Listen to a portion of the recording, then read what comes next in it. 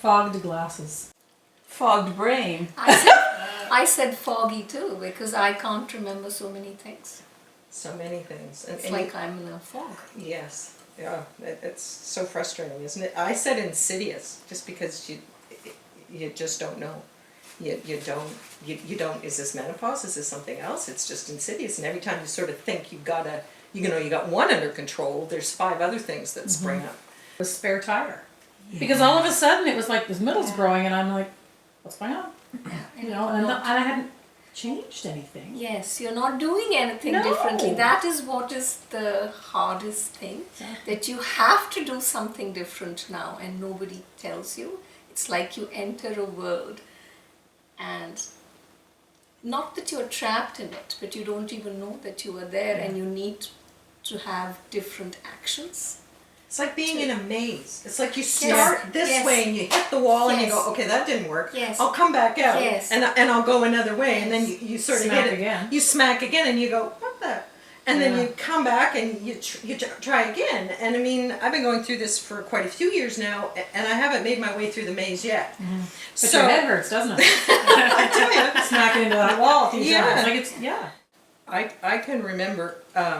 I was young. I must have been, I'm going to say 38, 39 years old. My period started getting so heavy, I thought it was hemorrhaging. Like there was this one time I was ready to go to the hospital. I thought, what is going on? Right? And we were going out for dinner to our neighbors next door. And you know, when in those days, you know, like pads were like canoes that you had, right? Yeah, with a big you know, you used to walk. I use them in India too, actually. I'm happy to know that they exist elsewhere on the planet. Yes. I used to call them canoe pads. Yeah, exactly. And, you know, I would like double them or triple them, and they would be like from my waist all the way around, because we were going over to somebody's house for dinner. Yeah, it'd be awful. And you're just so afraid. No white pants. Oh God, that was like a, you know, oh, silly girl. Yeah. So we did go over, you know, and I can hardly walk, let alone sit.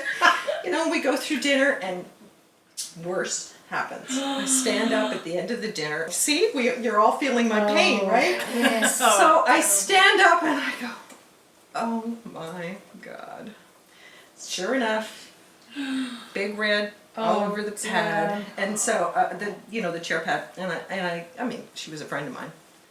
And then she was very gracious. I mean, what else could you be but, you know, it was just, it's brutal. So I easily was 38 or 39, and that continued until, I want to say 46, 47. So that's how, but not for everybody, Mona. Look at Mona.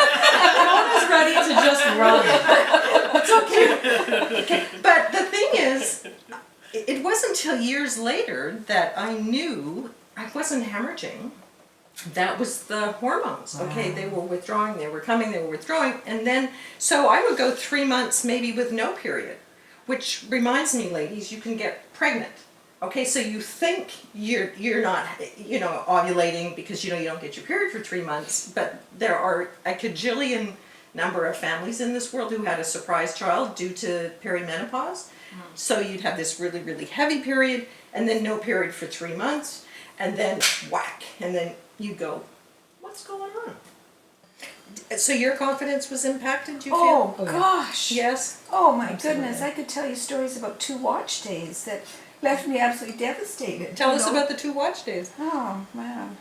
So I'm in a business meeting, an all-day meeting, and I you know, leave the meeting, come home at the end of the day, and I go to take off my suit jacket, and I look down at my wrist, and I've got 2 watches on, side by side.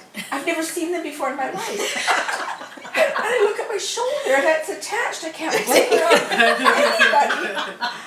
know, I can't believe this. I mean, how could that? And I thought I was really having a good day. I thought I was really, really confident, really firing on all cylinders.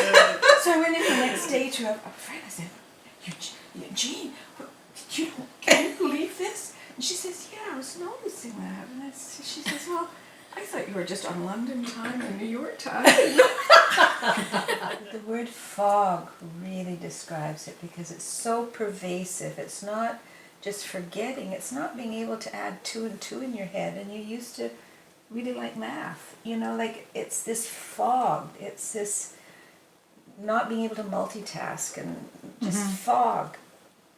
I'd like to know if I need to do something in between though, I don't or know just that. watch myself go down an abyss for some while and hope that I will emerge out of it. Well, I'm certainly an advocate for knowing. Knowing. I mean, if you were diagnosed with any kind of a disease, is your instinct, I think generally most people are going to want to know, what's this disease about? What am I going to be dealing with? How can I cope? How can I make it better? How can I make it easier? And menopause is definitely not a disease. However, you're dealing with the unknown. You're dealing with the fact that it's not the same for everybody. And wouldn't you want to know what the possibilities might be? What will this look like? What can I do? What can I expect? What can I not expect? And for me, I'm that kind of a person.